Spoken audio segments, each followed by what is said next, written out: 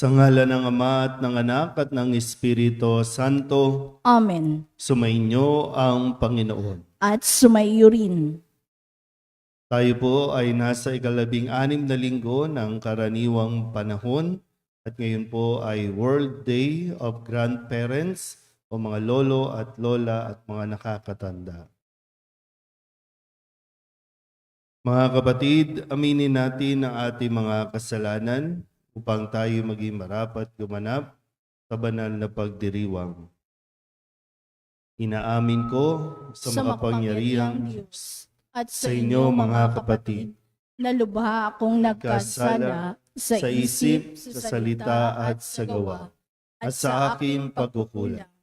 Kaya isinasamo ko sa mahal na Birhen Maria, sa lahat ng mga anghel at mga banal, sa inyo mga kapatid, na ako'y panalangin sa Panginoong ating Diyos.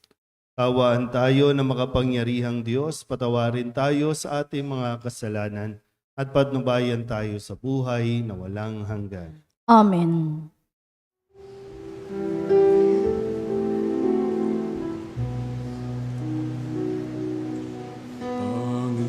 Panginoon, kawaan mo kami, kawaan mo kami. Panginoon, kawaan mo kami, kawaan mo kami. Kristo, kawaan mo kami, kawaan mo kami. Kristo, kawaan mo kami, kawaan mo kami. Panginoon, kawaan mo kami, kawaan mo kami. Panginoon, kawaan mo kami, kawaan mo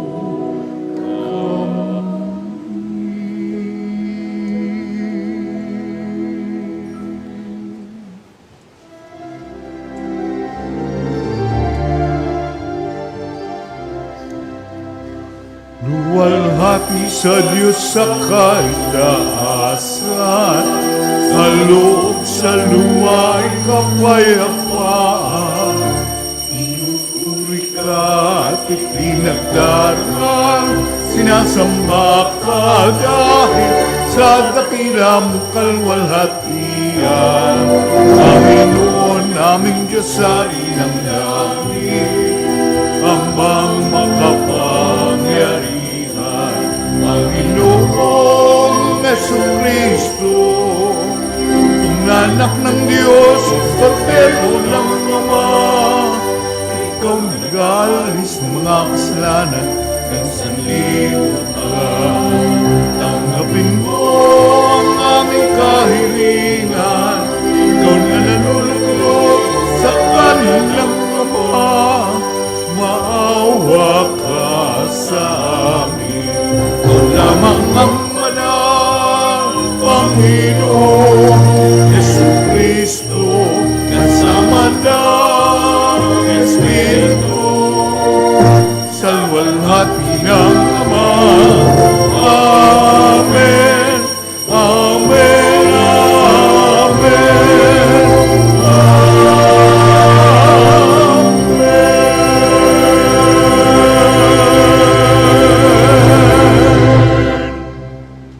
Manalangin tayo.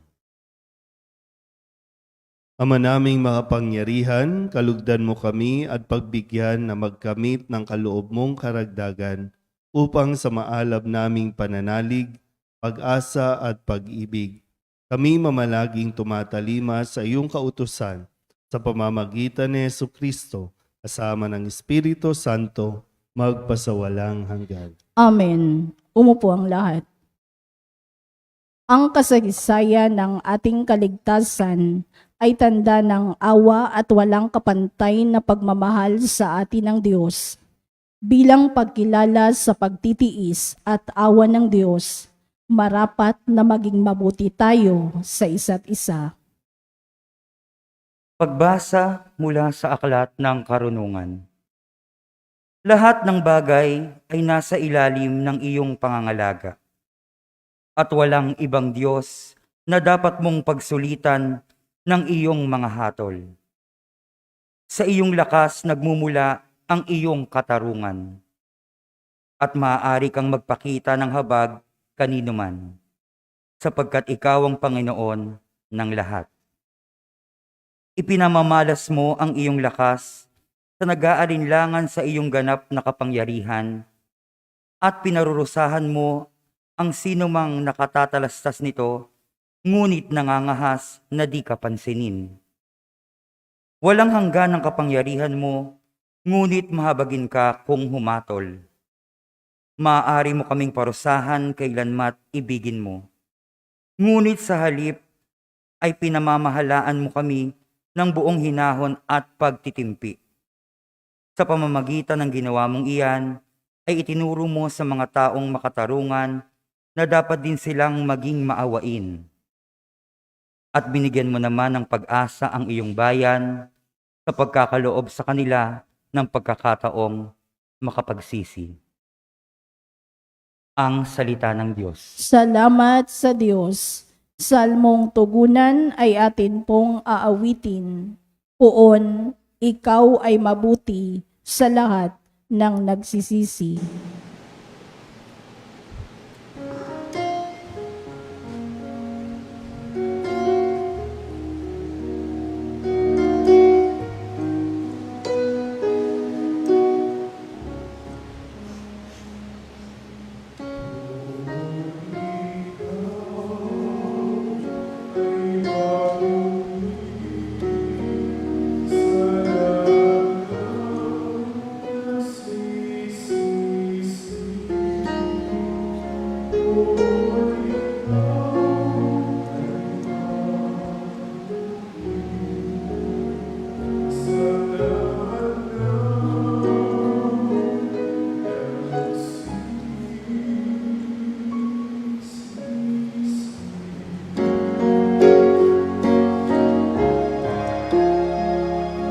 Kung ikaw ay mabuti sa lahat ng nagsisisi,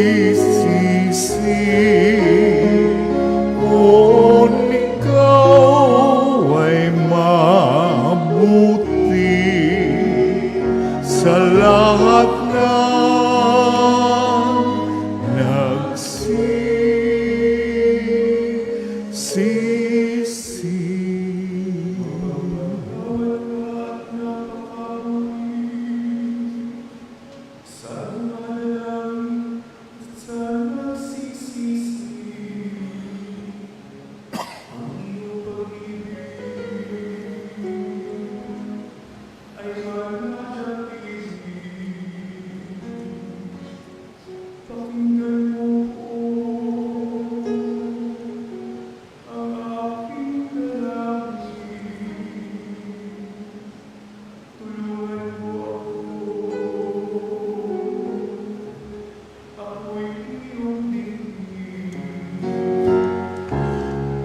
Kung ikaw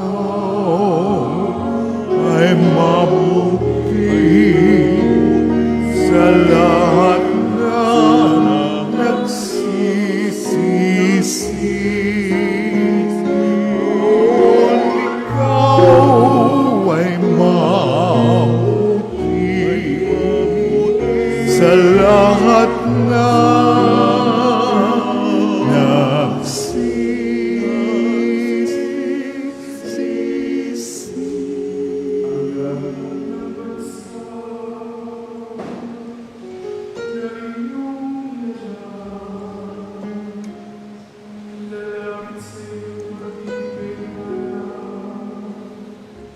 Sila'y mabuhay sa iyong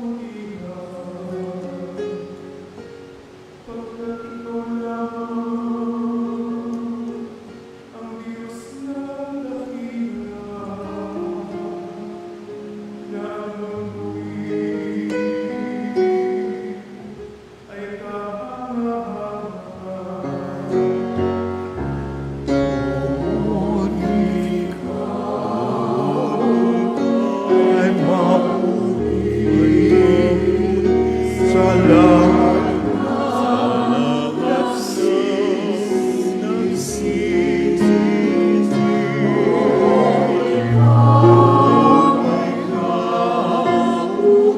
Ay mabuti sa lahat ng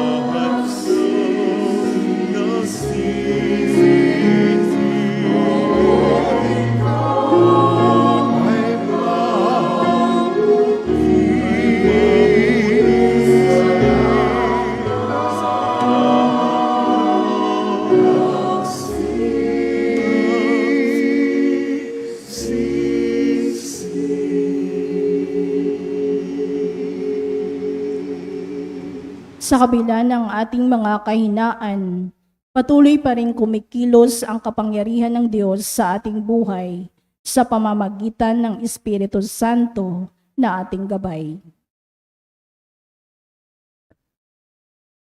Pagbasa mula sa sulat ni Apostol San Pablo sa mga taga-Roma. Mga kapatid, tinutulungan tayo ng Espiritu sa ating kahinaan. Hindi tayo marunong manalangin ng wasto. Kaya't ang Espiritu ang lumuluhog para sa atin, sa paraang di magagawa ng pananalita. At nauunawaan ng Diyos na nakasasaliksik sa puso ng tao ang ibig sabihin ng Espiritu. Sapagkat ang Espiritu ay lumuluhog para sa mga banal, ayon sa kalooban ng Diyos. Ang salita ng Diyos. Salamat sa Diyos. Tumayo ang lahat.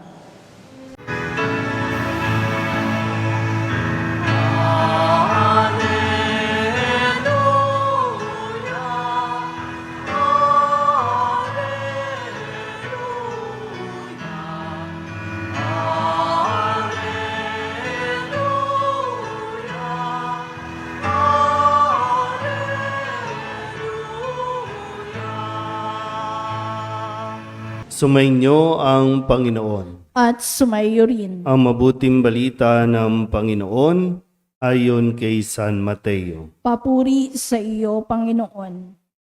Noong panahong iyon, inilahad ni Jesus ang talinghagang ito sa mga tao. Ang paghahari ng Diyos ay katulad nito. May isang taong naghasik ng mabuting binhi sa kanyang bukid. Isang gabi, samantalang natutulog ang mga tao, dumating ang kanyang mga kaaway at naghasik ng masasamang damo sa triguhan. Nang tumubo ang trigo at magkauhay, lumitaw rin ang masasamang damo. Kaya't lumapit ang mga alipin sa puno ng sambahayan at sinabi rito, "Hindi po ba mabuting binhi ang inihasik ninyo sa inyong bukid? Bakit po may damo ngayon?" Sumagot siya, "Isang kaaway ang may kagagawan nito." Tinanong siya ng mga utusan, "Bubunutin po ba namin ang mga iyon?" "Wag," sagot niya, "baka mabunot pati trigo. Hayaan na ninyong lumago kapwa hanggang sa anihan. Pag-aani, sasabihin ko sa mga tagapag-ani, ipunin muna ninyo ang mga damo at inyong pagbigkis-bigkisin upang sunugin, at ang trigo'y inyong tipunin sa aking kamalig." Isa na namang talinghaga ang inilahad ni Jesus sa kanila. Ang paghahari ng Diyos ay katulad nito. May isang taong nagtanim ng isang butil ng mustasa sa kanyang bukid. Pinakamaliit ito sa lahat ng binhi. Ngunit kapag natanim na at lumago, ay nagiging pinakamalaki sa lahat ng puno ng gulay. Ito'y nagiging punong kahoy, anupat na pamumugaran ng mga ibon ang mga sanga nito. Nagsalaysay pa siya ng ibang talinghaga. Ang paghahari ng Diyos ay katulad ng libadura na inihalo ng isang babae sa 3 takal na harina at umalsa ang buong masa. Sinabi ni Jesus sa mga tao, ang lahat ng ito sa pamamagitan ng talinghaga. At wala siyang sinabi sa kanila nang hindi gumagamit ng talinghaga. Ginagawa niya ito upang matupad ang sinabi ng propeta. Magsasalita ako sa kanila sa pamamagitan ng mga talinghaga. Ihahayag ko sa kanila ang mga bagay na nalilihim mula nang likain ang sanlibutan. Pagkatapos iniwan ni Jesus ang mga tao at pumasok sa bahay. Lumapit ang kanyang mga alagad at sinabi sa kanya, ipaliwanag po ninyo sa amin ang talinghaga tungkol sa masasamang damo sa bukid. Ito ang tugon ni Jesus. Ang anak ng tao ang naghahasik ng mabuting binhi. Ang bukid ay ang sanlibutan. Ang mga taong pinaghaharian ng Diyos ang mabuting binhi. At ang mga taong pinaghaharian ng dyablo ang masasamang damo. Ang pag-aani ay ang katapusan ng daigdig, at ang mga anghel ang mga tagapag-ani. Kung paanong iniipon ang mga damo at sinusunog, gayon din ang mangyayari sa katapusan ng daigdig. Susuguin ng anak ng tao ang kanyang mga anghel at iipunin nila mula sa kanyang pinaghaharian ang lahat ng nagiging sanhi ng pagkakasala at ang lahat ng gumagawa ng masama at iahagis sa maningas na pugon. Dooy mananangis sila at magngangalit ang kanilang ngipin at magliliwanag na parang araw ang mga matuwid sa kaharian ng kanilang Ama. Ang may pandinig ay makinig. Ang mabuting balita ng Panginoon. Pinupuri ka namin, Panginoong Hesukristo. Umupo ang lahat. Isang mapagpahalang umaga po sa inyong lahat. Muli ang sabi sa atin sa kahuli-hulihang salita sa ating pong Ebanghelyo, ang may pandinig ay makinig. Desisyon mo po kung makikinig ka o hindi. Kung magbibingi-bingihan ka o talagang bubuksan mo ang iyong mga tenga. Kasi dito nakasalalay ang kaligtasan ng bawat isa sa atin sa pinakikinggan natin. Ipinaliwanag ni Jesus ang paghahari ng Diyos. Gumamit ng mga talinghaga, mga ordinaryong mga bagay na laging magpapaalala sa tao kung paano tayo minamahal ng Diyos at kung paano tayo hahatulan ng Diyos pagdating ng araw. Mga talinghaga na hindi naiintindihan ng mga taong matatalino, marurunong. Kung maalala niyo po, sabi nung nakalipas na linggo, nagpapasalamat ako, Ama, dahil inilihim mo ang mga bagay na ito sa matatalino at marurunong. So hindi nila naiintindihan ang pananalita ni Jesus. Kasi ngayon, ang sabi nga, gumamit ng trigo, ibig sabihin may sakahan. So ang mga nakikinig sa kanya, marami dito ay mga magsasaka, mga magbubukid, at yung mga ordinaryong bagay katulad ng harina, mustasa, na kapag tinitingnan mo ito at talagang mapapagnilayan mo, ganito kumilos ang Diyos. Ang may pandinig, makinig. Tandaan mo, habang nagsasaboy ng mabuting binhi, nagsaboy din ng masamang damo. Kahit dito, habang nagsisimba tayo, inihahatid ni Jesus ang salita niya, pero naghahagis din sa ating mga isipan ang demonyo para hindi tayo nga makapakinig. Pero nasa iyo pa rin ang desisyon, makikinig ka ba sa Diyos o makikinig ka sa demonyo? Ano na, tulog na? Kasi ang sabi ni Jesus, makinig. Pero ang sabi ng demonyo, sige, mag-isip ka ng kung ano-ano. Sige. Kaya matulog ka. Sige, ano pang mga bagay na pwede mong gawin? Ang paghahari ng Diyos. No? Kasi minsan nasasabi natin, bakit ganun? No? Bakit may mga masasamang tao? Lahat naman nilikha ng Diyos na mabuti. Mabait, maganda.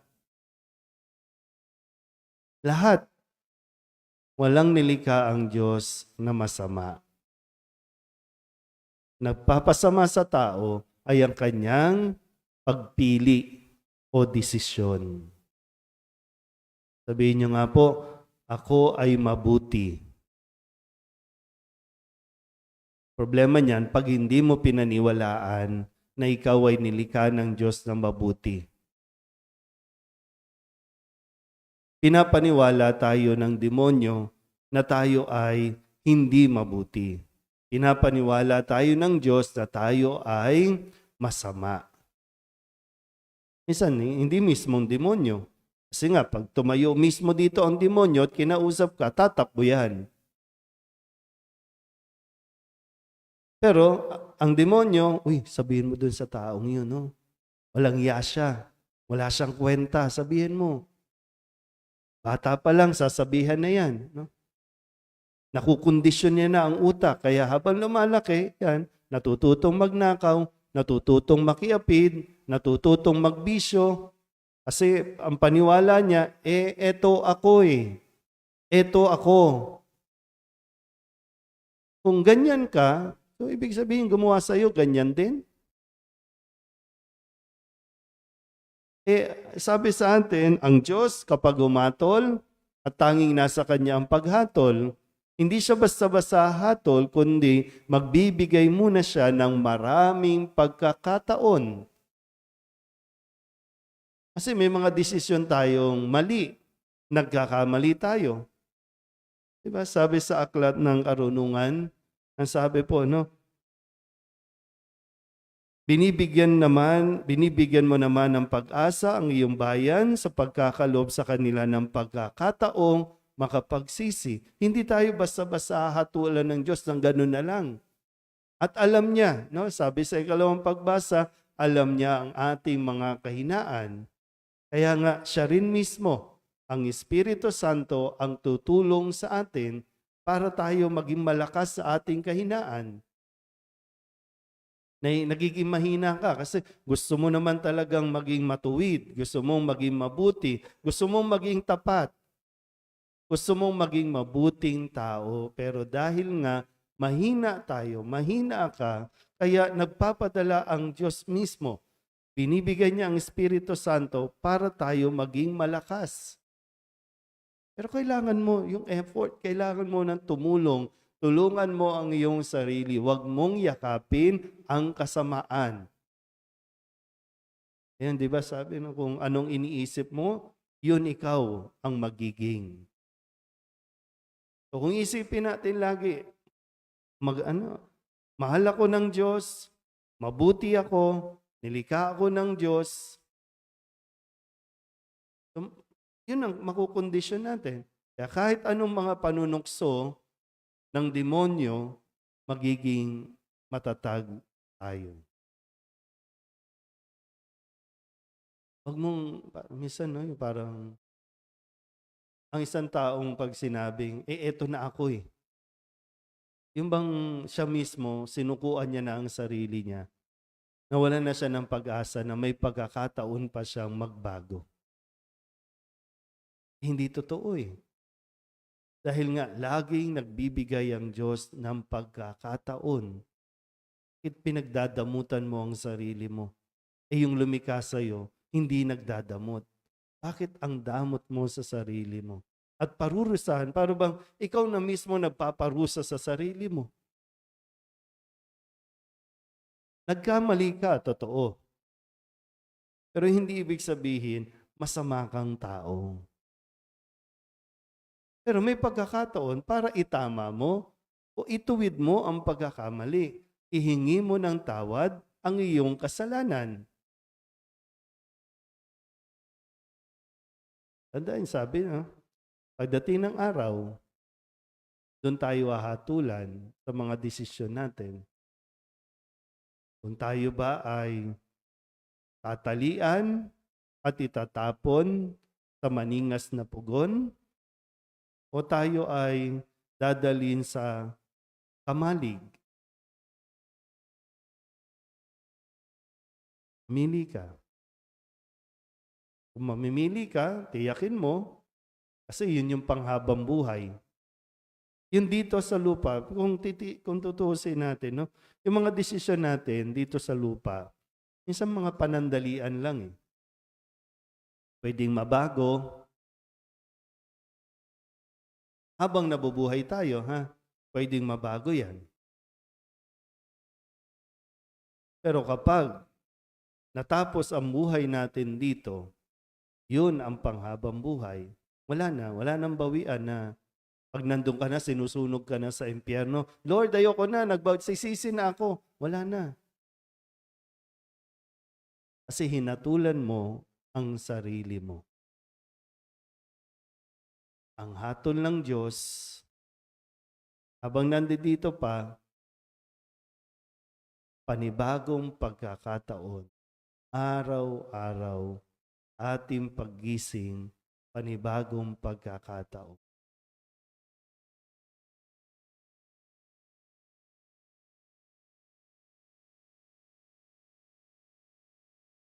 Nasa iyo, Kasi talagang mahirap po, no, kapag ikaw lang din kasi talaga ang magdidesisyon eh. Minsan kahit anong sabihin ng mga tao sa paligid mo, ikaw pa rin. At the end of the day, ikaw yan. Pero lahat, inilatag na ng Diyos, ibinigay na sa atin ni Jesus, pinaliwanag niya na, malinaw sa iyo kung ano ang mas paniniwalaan. Pag sinabi mo bang, ito ako eh. Ito na ako. Alin ba sa dalawa? Pinaniniwalaan mo ba na may pagkakataon ka pang maging mabuti? O pinaniniwalaan mong ikaw ay masama? Alin sa dalawa? Ang may pandinig ay makinig. Amen?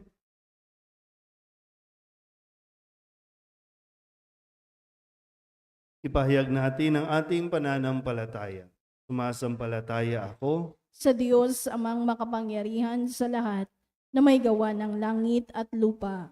Sumasampalataya ako kay Kristo, iisang anak ng Diyos, Panginoon nating lahat. Nagkatawang tao siya lalang ng Espiritu Santo. Ipinanganak ni Santa Mariang Birhen. Pinagpakasakit ni Poncio Pilato. Ipinako sa krus na matay, inilibing. Nanaog sa kinaroroonan ng mga yumao nang may 3 araw na buhay na mag-uli. Umakyat sa langit, naluluklok sa kanan ng Diyos amang makapangyarihan sa lahat. Doon magmumulang paririto at hukom sa nangabubuhay at nangamatay na tao. Sumasampalataya naman ako sa Diyos Espiritu Santo, sa banal na simbahang Katolika, sa kasamahan ng mga banal, sa kapatawaran ng mga kasalanan, sa pagkabuhay na muli ng nangamatay na tao, at sa buhay na walang hanggan. Amen. Itinanim ng Diyos ang kanyang salita sa ating mga puso upang tayo'y maging karapat-dapat na manatili sa kanyang piling. Kung pagtitiwala nating dasalin sa Ama, Panginoon, dinggin mo kami. Panginoon, dinggin mo kami. Nawa ang simbahan, ang iyong bayang hinirang ay maging tagapunla ng iyong salita sa lahat ng uri at estado ng tao at panahon. Manalangin tayo. Panginoon, dinggin mo kami. Nawa ang mga namumuno sa pamahalaan ay maging tapat sa salita mo, Ama, upang maitakwil ang kultura ng kamatayan at paghihiganti at maisulong ang pagpapatawad at damayan. Manalangin tayo. Panginoon, dinggin mo kami. Nawa ang bawat kasapi ng pamilya ay maglaan ng oras sa pagdarasal at pagbabahagi ng iyong salita upang lalong maging matatag ang kanilang ugnayan. Manalangin tayo. Panginoon, dinggin mo kami. Nawa ang mga nasa piitan at lahat ng binansagang masamang damo ng lipunan ay makadama ng pagpapatawad mula sa iyo, O Diyos, at tunguhin ang landas ng tunay na pagbabago. Manalangin tayo. Panginoon, dinggin mo kami. Huwag nawa mawala ng pag-asa ang mga dukha at inaapi. Pagkos ay patuloy na manalig sa iyo, O Diyos, nahahatol sa lahat sa takdang panahon. Manalangin tayo. Panginoon, dinggin mo kami. Idulog din natin sa Panginoon ang ating mga personal na kahilingan at mga panalangin para sa ating mga pamilya. Sama ang mga kahilingan ng mga nanonood sa online. Lahat ng mga misang pasasalamat, natatanging kahilingan, mga agarang paggaling at ang mga kaluluwa na inihiling na ipagdasal.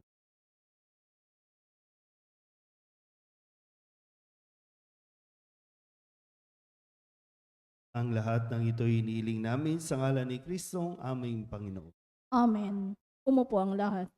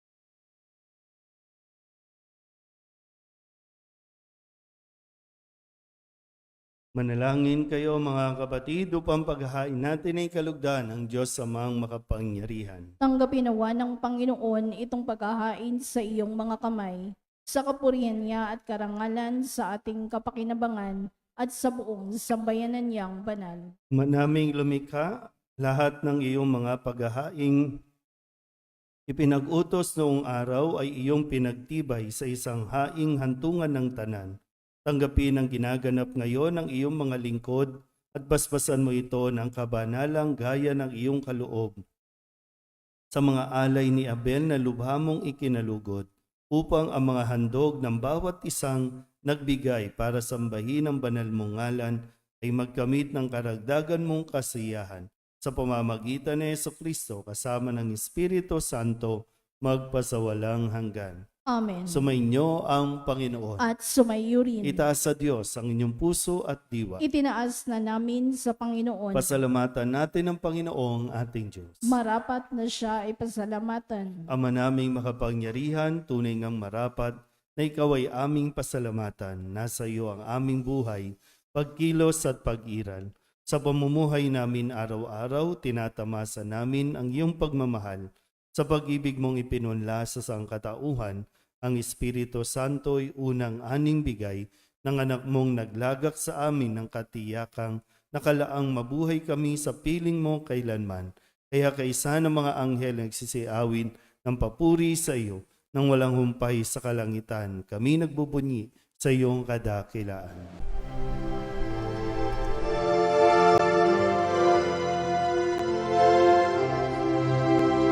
Santo, Santo, Santo, Panginoong Diyos makapangyarihan, napupuno ang langit at lupa ng kalwalhatian mo. Hosana sa kaitaasan, pinagpalang na paririto sa ngalan ng Panginoon. Hosana sa kaitaasan.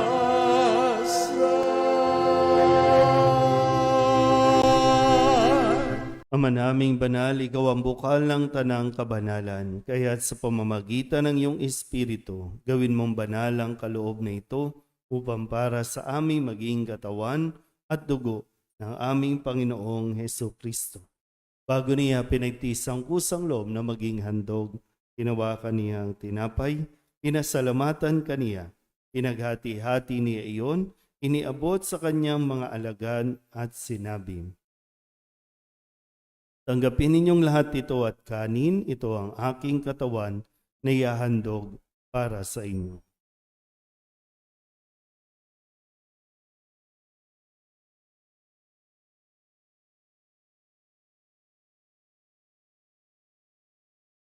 Gayun din naman nang matapos ang hapunan, hinawakan niya ang kalis, muli kaniyang pinasalamatan.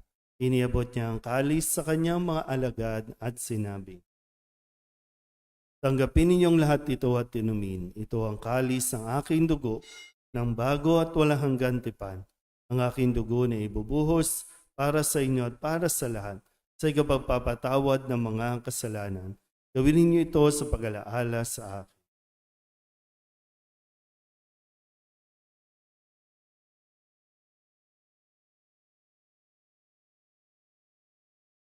Ipagbunyi natin ang misteryo ng pananampalataya.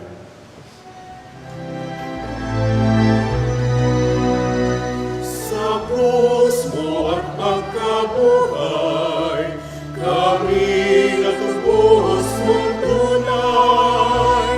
Poong Jesus, namin mahal, iligtas mo kami tanan. Poong Jesus, namin mahal, ngayon at magpakailan.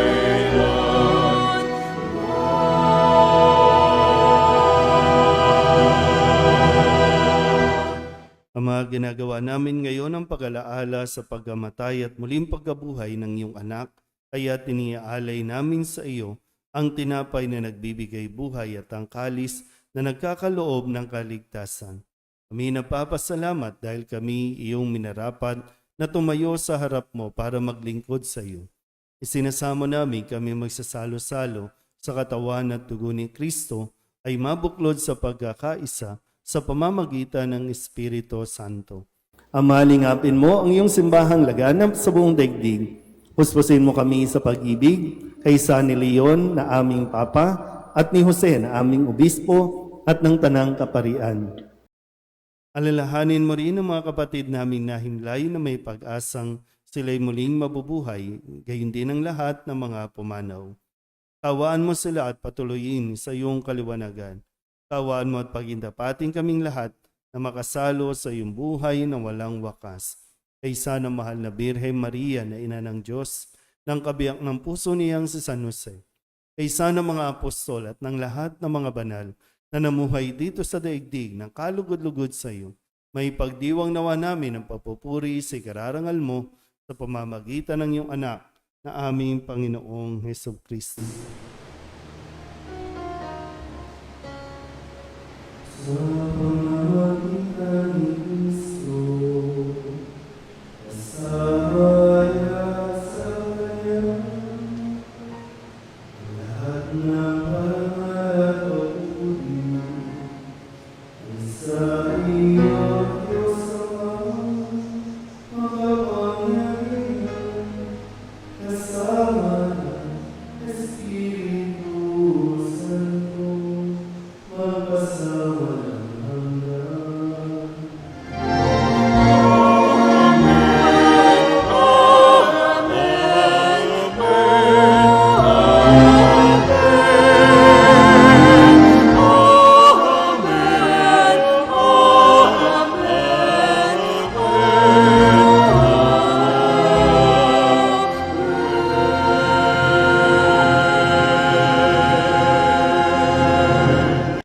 Tagubili ng manakagagaling na utos at turo ni Jesus sa Panginoon natin at Diyos, ipahayag natin ng lakas loob.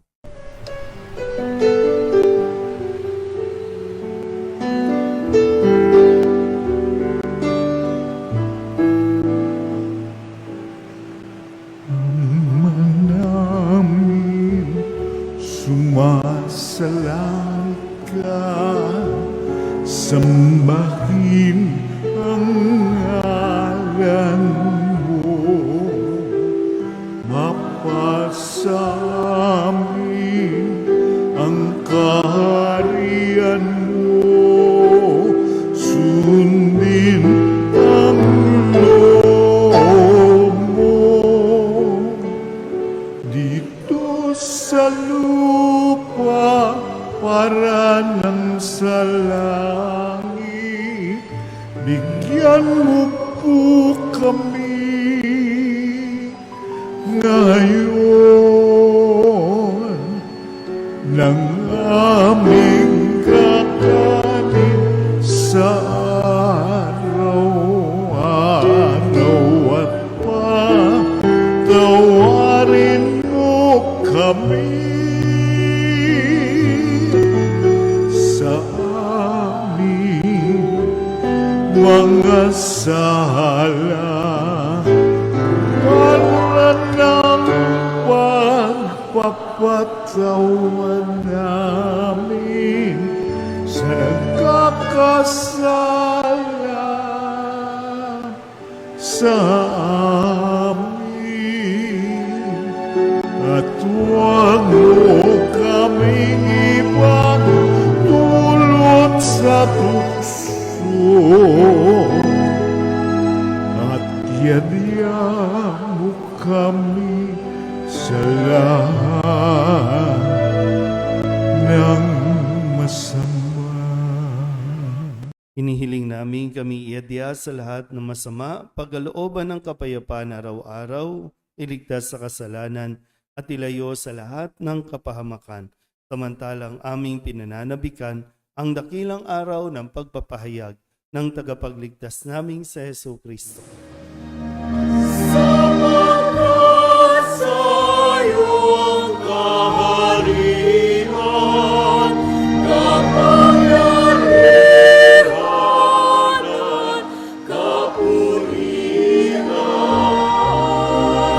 ngayon at magpapakailanman. Ngayon at magpakailanman.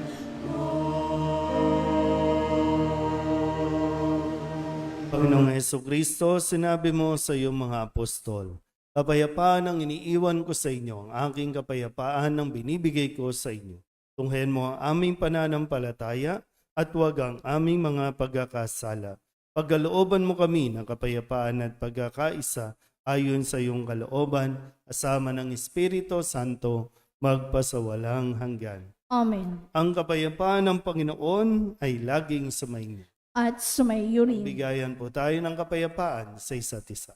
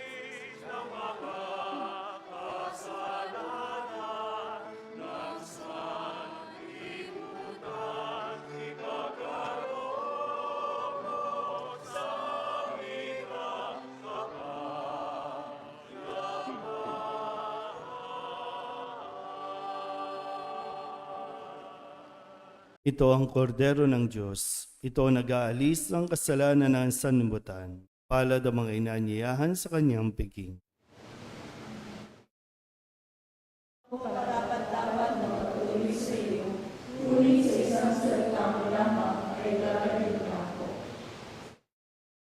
Katawan ni Kristo.